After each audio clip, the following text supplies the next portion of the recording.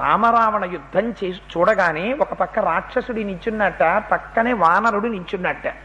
ఈయన చేతిలో పెద్ద కత్తి ఉందిట, ఈయన చేతిలో పెద్ద కత్తి ఉందిట. ఇద్దరు శత్రువులు.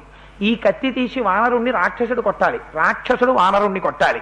చిత్రం ఏమిటంటే ఇద్దరు ఆయుధాలు పట్టుకుని పక్క పక్కనే నించున్నా తామిద్దరం శత్రువులమని మర్చిపోయారట. మర్చిపోయే ఆయుధాలు అలాగే పట్టుకుని రామరావణుల యొక్క యుద్ధాన్ని చూస్తూ ఉండిపోయారట. ఈయన కొన్ని లక్షల బాణాలు వేసేస్తున్నాడు, ఆయన కొన్ని లక్షల బాణాలు వేసేస్తున్నాడు. ఆకాశం అంతా చీకటైపోయింది. చీకటైపోయి ఈ బాణాల యొక్క వెలుతురు ఒకటే కనపడుతోంది. అంత చీకటి మధ్యలో వెలుతురు, చీకటి వెలుతురు, అలా రామరావణ సంగ్రామం జరుగుతోంది. జేతవ్యమితి కాకుత్సో మర్తవ్యమితి రావణ ధృతౌ స్వవీర్య సర్వస్వం యుద్ధే దర్శయత